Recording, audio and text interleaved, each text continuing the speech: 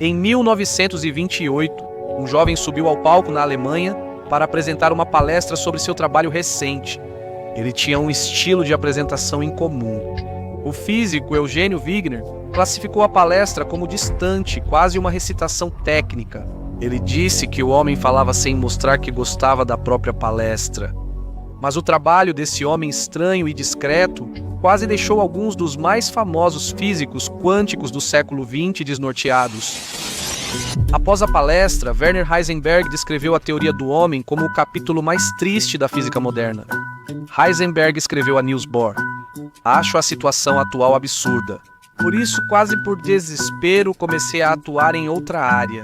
Segundo a lenda, Wolfgang Pauli anunciou que deixaria a física quântica e começou a escrever um romance utópico. O que o jovem havia dito para abalar tão profundamente o mundo da mecânica quântica? Ele trabalhava em um problema que físicos ainda tentam resolver: unir a relatividade de Einstein com a mecânica quântica. E o trabalho dele havia revelado algo perturbador: uma partícula diferente de qualquer coisa já vista no mundo, uma partícula com energia negativa. Em 1905, Albert Einstein publicou a teoria da relatividade especial. Ela partia do princípio de que, para quem se move a velocidade constante, as leis da física são iguais. Isso vale para qualquer medição da velocidade da luz. Não importa seu movimento em relação ao feixe, você sempre medirá 300 milhões de metros por segundo. Isso significa que coisas que normalmente consideramos fixas, como o tempo e o espaço, precisam se transformar para que a velocidade da luz seja sempre medida com o mesmo valor. Ao descobrir isso, Einstein percebeu que espaço e tempo não são dimensões separadas, mas unidos em um tecido quadridimensional chamado espaço-tempo. Ao aplicar essa ideia a um objeto emitindo luz, Einstein descobriu algo peculiar. Quando um objeto emite fótons e perde energia, sua massa diminui proporcionalmente à energia emitida dividida pela velocidade da luz ao quadrado. Em outras palavras, ele descobriu que a energia deve ser igual a mc ao quadrado. E é igual a mc ao quadrado. Massa e energia são apenas diferentes manifestações da mesma coisa. Então, a energia total de uma partícula vem do seu momento e da sua massa de repouso, criando uma nova relação entre energia e momento. Se extrairmos a raiz quadrada dos dois lados, temos a energia da partícula em função da massa e do momento. Se traçarmos energia versus momento em uma dimensão, obtemos essa curva onde massa vezes a velocidade da luz ao quadrado, a energia de repouso da massa, é o menor valor possível para a energia. Na verdade, ao tirar a raiz quadrada, deveríamos ter colocado um mais ou menos, resultando em duas curvas, uma para energias positivas e outra para energias negativas. Mas não vemos coisas com energia abaixo de zero. O que isso significaria? Então, na física clássica, a solução é simples. Você simplesmente ignora as soluções de energia negativa. Elas não podem representar nada fisicamente, certo, Casper? Bem, isso parece certo. Mas enquanto Einstein desenvolvia a teoria da relatividade especial, físicos observavam fenômenos estranhos na física atômica que derrubavam suposições clássicas. Eles perceberam que os níveis de energia das partículas subatômicas, como elétrons, não eram contínuos. Eles eram discretos, mas também agiam como ondas, não só como partículas. Se você disparar elétrons por duas fendas estreitas, eles formam padrões de interferência como a luz. Eles estavam descobrindo o novo campo da mecânica quântica. Em 1926, Erwin Schrödinger formalizou o campo ao criar sua famosa equação de onda, que descreve a evolução de sistemas mecânico-quânticos ao longo do tempo. Essa foi a teoria nova mais radical do século XX e continuaria sendo. Isso não era um pouco como Newton ou um pouco como Maxwell, isso era algo radicalmente novo. A solução da equação é chamada função de onda. Se não define partícula com posição e momento precisos, como nas leis clássicas. Em vez disso, o módulo ao quadrado indica a probabilidade de encontrar a partícula em um local e momento específicos. Deduzir a equação de Schrödinger é surpreendentemente simples. Basta começar escrevendo a energia total, que para uma partícula livre é apenas sua energia cinética, meio vezes mv ao quadrado. E podemos reescrever isso em termos de momento, massa vezes velocidade, então a energia cinética é simplesmente o momento ao quadrado, dividido por 2m. Vamos quantizar isso e para isso precisamos de duas coisas. A primeira é a função de onda psi, que mostra como partículas se comportam como ondas em escala quântica, e a segunda é o operador quântico. É uma ferramenta matemática que extrai informações da função de onda para revelar uma propriedade específica da partícula, como posição, energia ou momento. Os operadores para energia e momento são assim. Ao inserir esses operadores, podemos fazer com que cada lado da equação atue sobre a função de onda, e isso nos dá a equação de Schrödinger para uma partícula livre. Para partículas pressas como elétrons e átomos, considere também a energia potencial, obtendo assim a equação completa de Schrödinger. Mas há alguns casos em que ela não produz a previsão correta. Por exemplo, pegue o elemento ouro. A equação de Schrödinger sugere que ele deveria ser de cor cinza prateada, como todos os outros metais, mas não é, quero dizer, é dourado. A equação de Schrödinger indica que o mercúrio deveria ser sólido em temperatura ambiente, mas ele é líquido. Então, o que está errado? Bem, vou te dar uma dica. Como tanto o ouro quanto o mercúrio são elementos pesados, eles possuem muitos prótons no núcleo, atraindo mais fortemente os elétrons em órbita. Se você pensar de forma clássica, os elétrons estariam mais ligados e girariam mais rápido que em outros elementos. Para os elétrons, em certas órbitas, suas velocidades se aproximam bastante da velocidade da luz. Vamos voltar à equação de Schrödinger. Nela, a energia cinética é p² sobre 2m. Mas para partículas em velocidades relativísticas, próximas à luz, essa equação não serve. A equação correta é a relação energia-momento da relatividade especial. A equação de Schrödinger não é consistente com a teoria da relatividade, então tecnicamente ela não está correta. A solução parece simples. Comece com a relação relativística entre energia e momento para derivar uma nova equação de onda. Foi exatamente isso que o físico Oscar Klein fez em 1926. Ele usou os mesmos operadores de energia e momento de Schrödinger e encontrou essa equação. O trabalho de Klein foi bem recebido por vários colegas. Na verdade, outros dois físicos, Walter Gordon e Vladimir Fock, também chegaram independentemente à mesma equação naquele ano. Ela ficou conhecida como a equação de Klein-Gordon, o que foi um pouco injusto para Fock. Normalmente você faz todo o trabalho duro e ninguém percebe. As coisas mudaram desde a época de Fock, mas o segredo para o reconhecimento continua sendo a visibilidade, que hoje significa ter um site. Simples o suficiente, você só precisa escrever algumas milhares de linhas de CSS, JavaScript ou HTML, ou então pagar alguns milhares de dólares para alguém fazer isso por você. Ainda há custos de hospedagem e manutenção. Ou confira o patrocinador de hoje, Hostinger. Eles não só colocam seu site no ar, como também oferecem ferramentas intuitivas para você mesmo construir. Não é necessário aprender várias linguagens de programação. O construtor da Hostinger quase finaliza tudo com um só comando. Você pode otimizar o site usando as ferramentas integradas de design de SEO, de logotipo e e-commerce deles.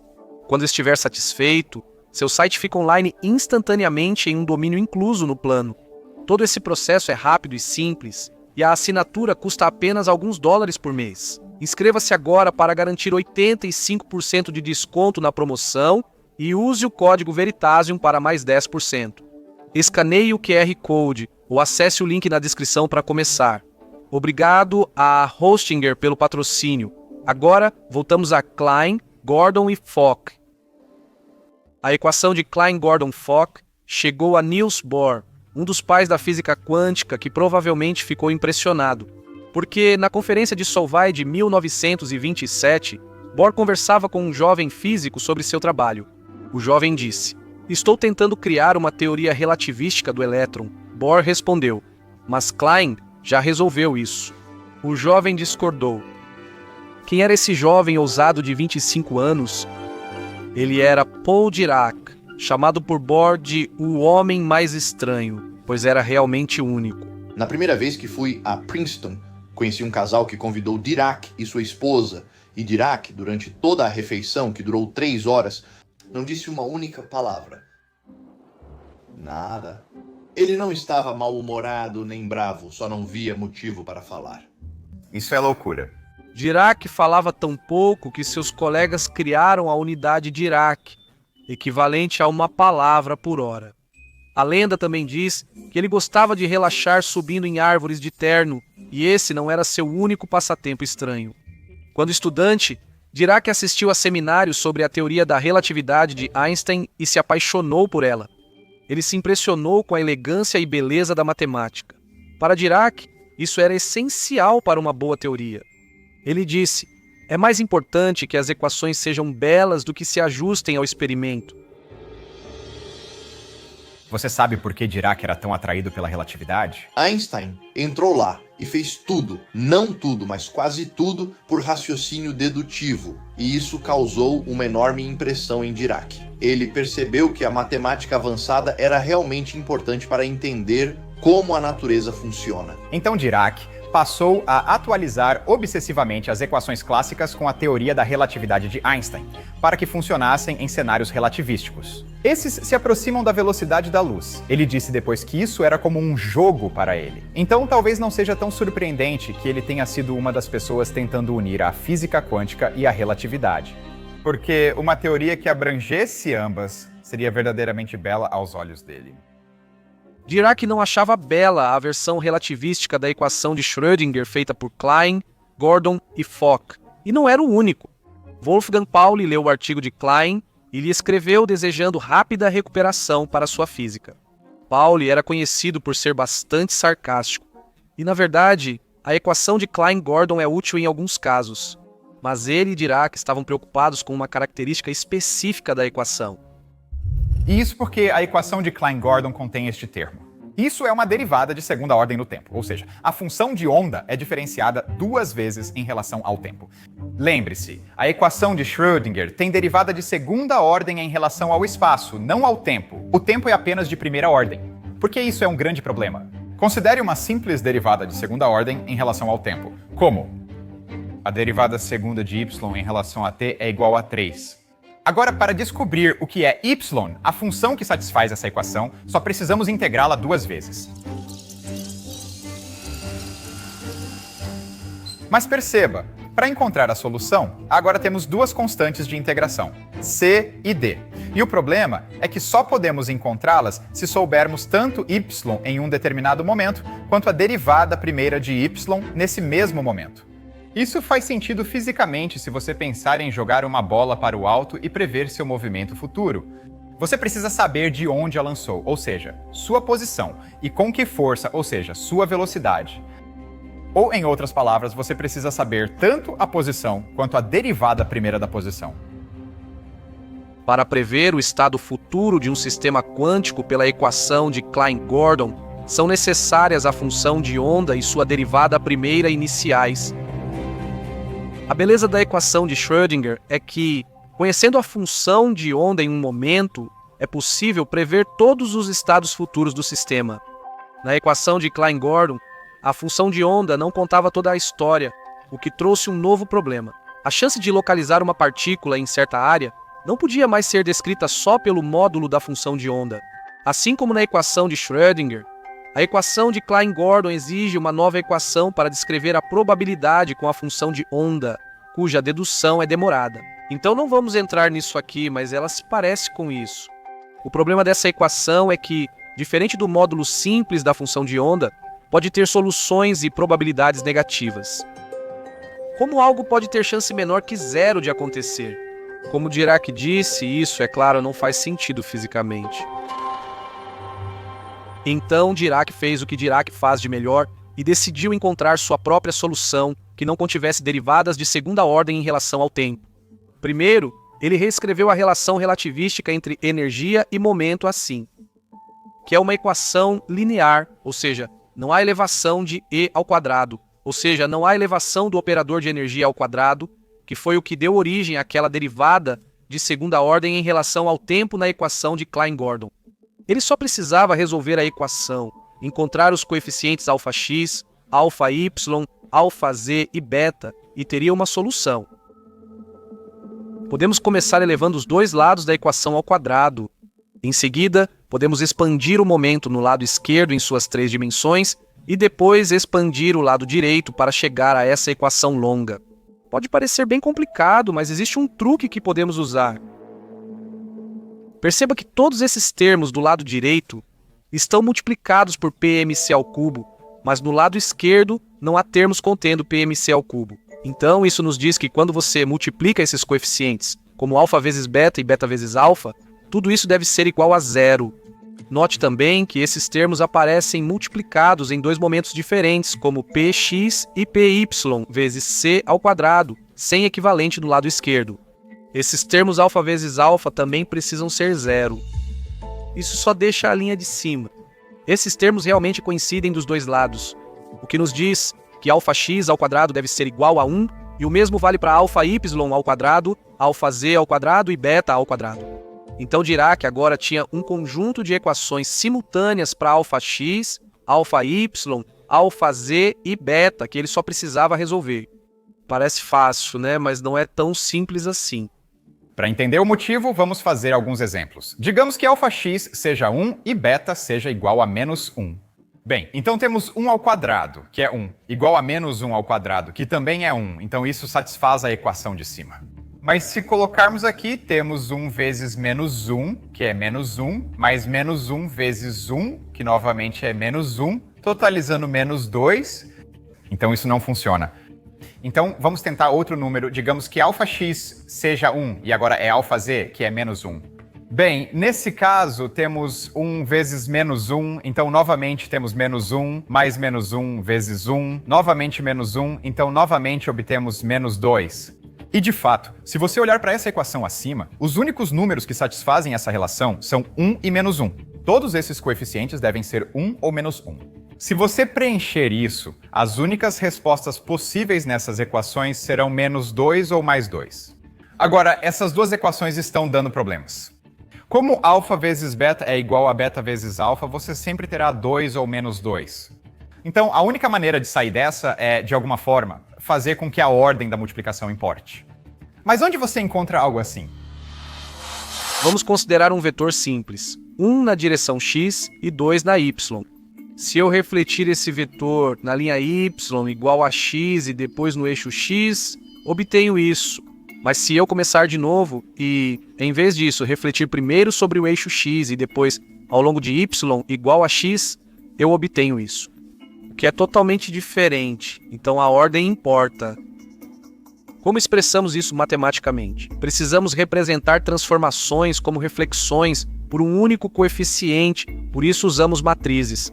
Matrizes são arranjos numéricos que indicam como refletir, rotacionar, esticar ou comprimir em cada dimensão.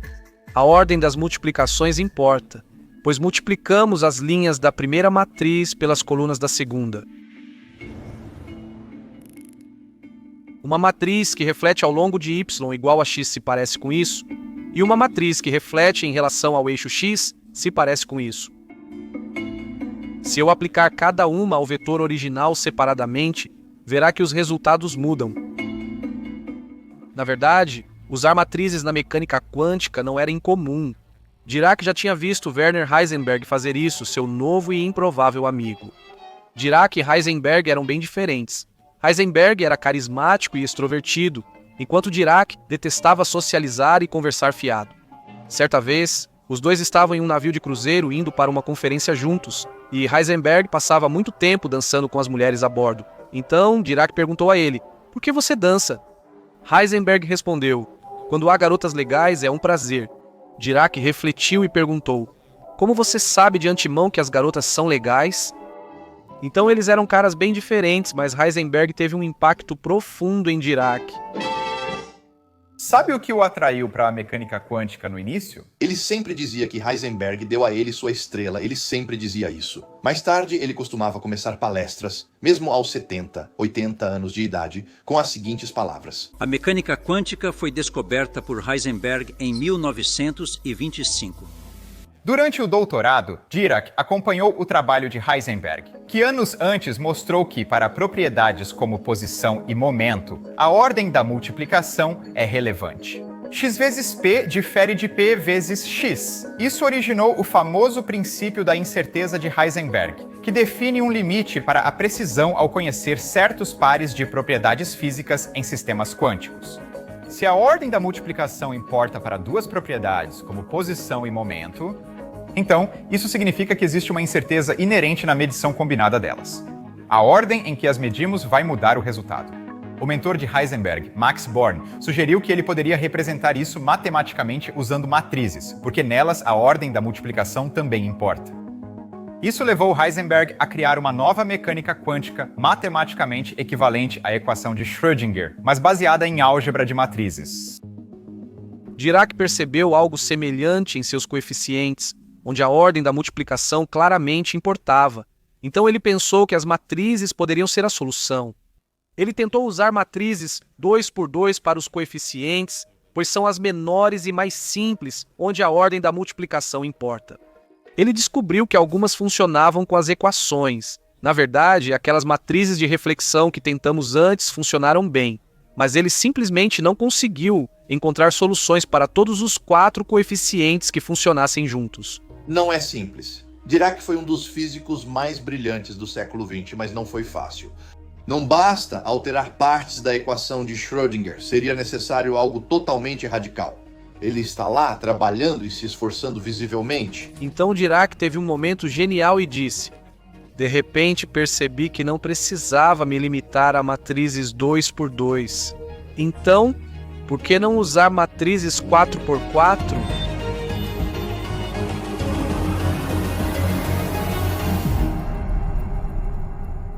Com essas 4 matrizes 4 por 4, Dirac encontrou soluções para suas equações simultâneas. Uma matriz com 1s na diagonal equivale a 1, e uma matriz só de zeros é a mesma coisa que 0. Assim, todas as equações foram satisfeitas. Dirac encontrou coeficientes que funcionavam. Agora podemos substituir essas matrizes na equação linear de Dirac e reescrever os 3 momentos e os coeficientes alfa como vetores.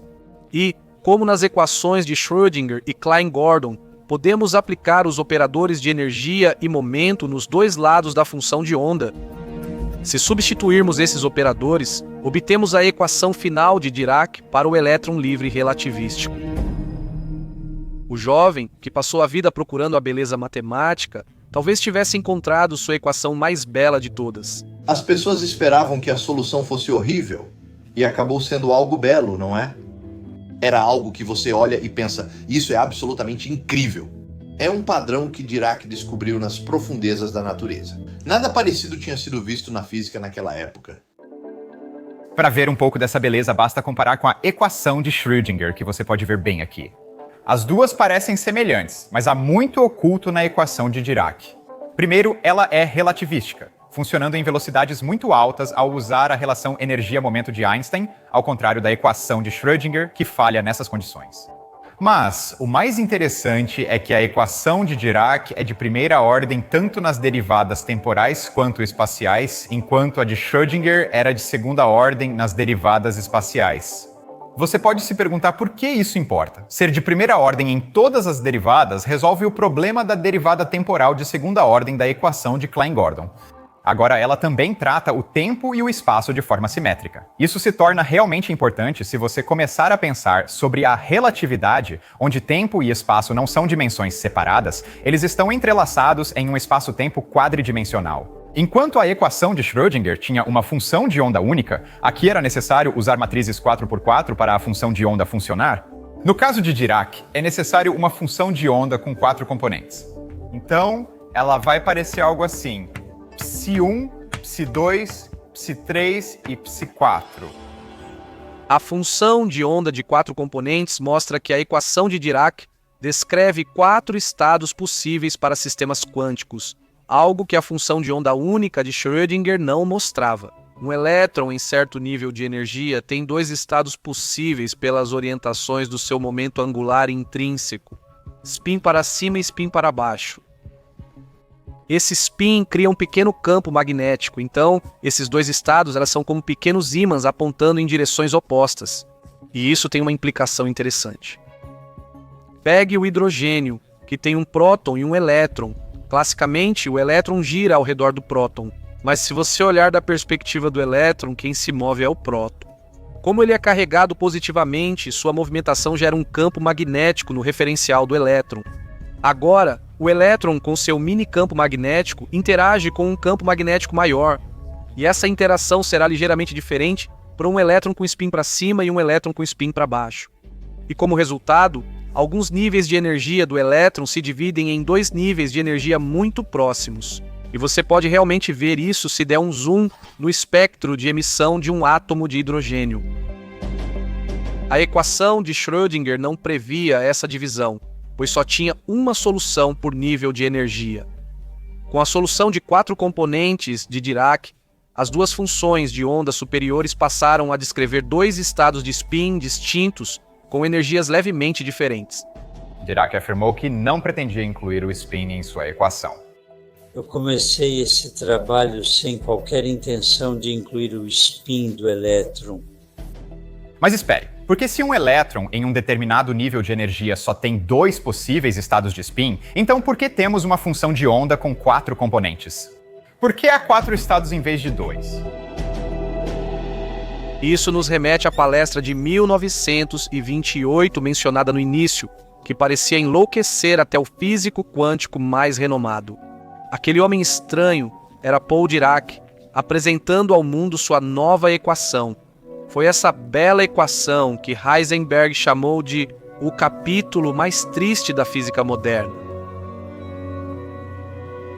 Para entender por que os físicos estavam tão surpresos, basta ver o caso em que a partícula está em repouso. Este termo representa o momento, então parado. Ele zera e some, resultando nisso. Depois, podemos trocar energia por esse operador quântico para chegar aqui. Agora sabemos que beta vezes massa vezes a velocidade da luz ao quadrado é igual à energia da partícula. E ao escrever beta multiplicado por massa vezes a velocidade da luz ao quadrado, encontramos duas soluções positivas e duas negativas para a energia. Assim, as soluções negativas já estão incluídas na equação de Dirac. A ideia de que um elétron livre poderia ter energia negativa era inaceitável para esses físicos. Porque, pense nisso, se os elétrons podem ter energia negativa, isso significa que eles poderiam continuamente irradiar energia positiva, ou seja, emitir fótons e cair em estados de energia negativa cada vez mais baixos. Eles poderiam cair indefinidamente no abismo da energia negativa. Parecia, para muitas pessoas muito inteligentes, e Dirac era inteligente o suficiente para saber que eles tinham razão, que essa equação ela acertou a massa e o momento magnético do elétron. Sim, mas por outro lado, ela prevê essa situação ridícula onde existem valores de energia negativa. Sim. Isso é um absurdo. Então Heisenberg disse, eu desisto, isso é simplesmente ridículo. Então Dirac, de certa forma muito clara, teve que resgatar sua equação.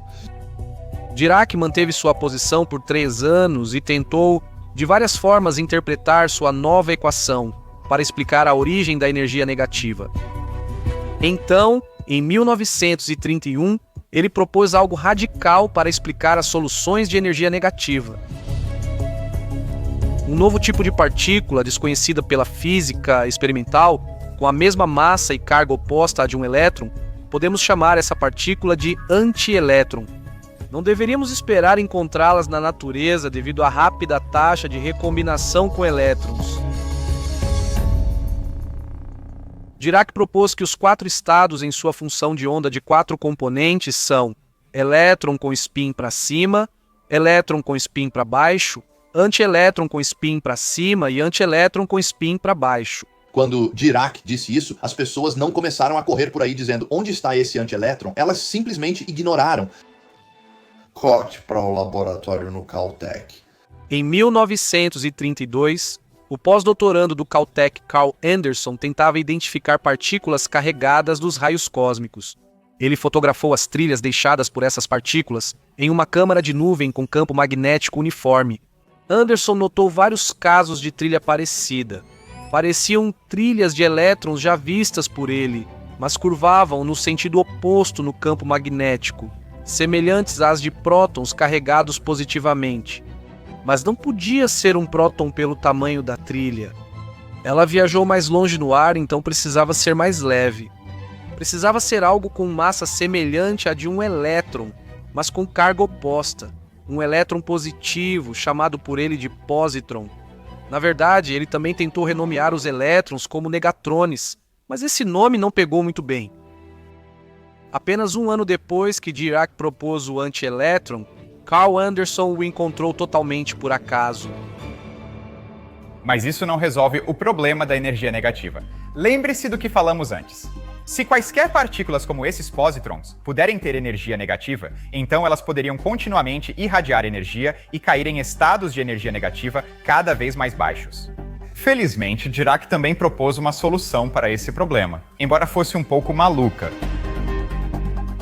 Ele criou o conceito de mar de Dirac, vendo o vácuo como um mar infinito de elétrons em todos os estados de energia negativa.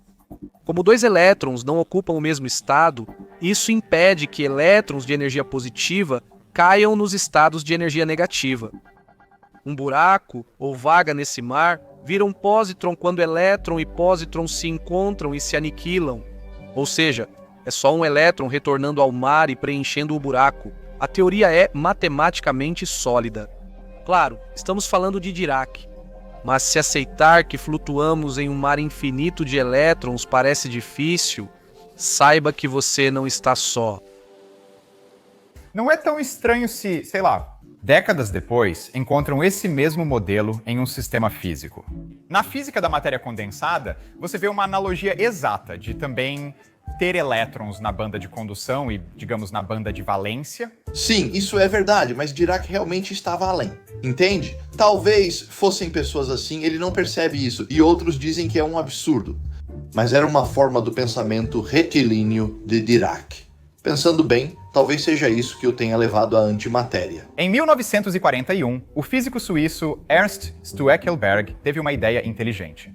A função de onda inclui um termo onde a energia é multiplicada pelo tempo. Assim, ao inverter o sinal do tempo para a energia negativa, chegamos ao mesmo resultado. Porque negativo vezes negativo resulta em positivo. Stueckelberg sugeriu que elétrons de energia negativa indo para trás no tempo são matematicamente equivalentes a pósitrons de energia positiva indo para frente no tempo. Anos depois, em 1948, Richard Feynman aplicou essa ideia nos famosos diagramas de Feynman, uma das maiores ferramentas da física moderna. Em seus esboços de interações de partículas, ele mostrou antipartículas indo na direção oposta, para trás no tempo. Foi um truque brilhante. Soluções de energia negativa não precisavam mais indicar energia negativa ou mar de Dirac, apenas a presença de uma antipartícula.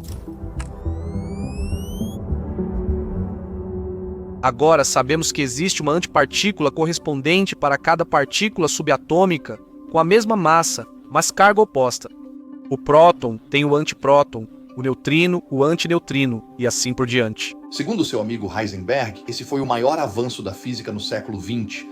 Dizer que existe uma série de antipartículas correspondentes às partículas, e Dirac chegou a isso através desse modelo maluco. Mas nem tudo está resolvido. Esse antimundo traz grandes questões sobre a natureza do universo. Já que partículas e antipartículas são iguais e opostas, quando elas se encontram, se aniquilam e produzem dois fótons com energia equivalente à sua massa e energia cinética, e esse processo é reversível. Dois fótons com energias adequadas podem gerar um par matéria-antimatéria, chamado produção de pares de Breit-Wheeler. Logo após o Big Bang, o universo era quente, denso e repleto desses pares surgindo e desaparecendo. Se matéria e antimatéria fossem criadas em igual quantidade, todas se aniquilariam nesse ambiente denso, sobrando só energia. Mas isso não aconteceu. Vivemos em um universo repleto de matéria. Se retrocedermos no tempo considerando a quantidade atual de matéria e antimatéria, calcula-se que só uma partícula de matéria em cada bilhão precisou sobreviver à era quente e densa sem ser aniquilada. Essa pequena diferença originou a composição atual do universo, dominado pela matéria. O que fez com que uma partícula em cada bilhão escapasse da aniquilação? Por que a matéria superou a antimatéria? Essa é uma pergunta complexa, sem respostas simples. Então, nós vamos fazer um segundo vídeo inteiro, onde teremos algumas coisas realmente espetaculares acontecendo. Nós vamos encarar a fera. É absolutamente insano, sinto que não deveria estar aqui. Então você está criando antiátomos? Sim. Tão legal. Dirac é menos conhecido que Heisenberg ou Schrödinger, mas sua contribuição à física quântica foi imensa e reconhecida. Ele dividiu o Nobel de 1933 com Schrödinger pela descoberta de novas formas da teoria atômica. Isso pode ter dado ao reservado Dirac uma nova confiança, pois o físico Eugênio Wigner, presente em sua palestra de 1928, tornou-se amigo de Dirac e, em 1934, o apresentou à irmã Margit Wigner, que mudaria sua vida. Talvez mais do que qualquer equação ou prêmio Nobel. Eram antipartículas, certo? Eles tinham personalidades completamente diferentes, ele quase não tinha empatia, certo? E ele sabia disso. Ela tinha de sobra. Ele mal falava, ela não parava de falar. Dá pra dizer que eles eram pessoas completamente diferentes.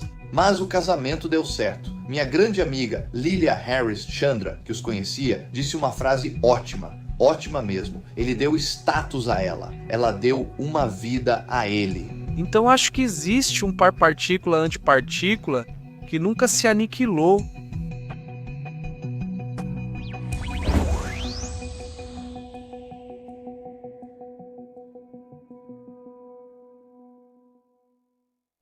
Ei, só mais uma coisa, caso você ainda não saiba, acabamos de lançar o jogo oficial do Veritasium.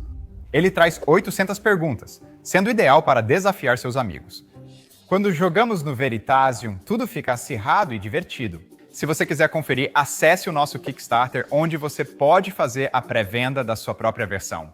Habilitamos o envio global, então você pode garantir sua versão em qualquer lugar do mundo. Estamos chegando aos últimos dias da campanha no Kickstarter, então essa é sua última chance de garantir a edição exclusiva de lançamento.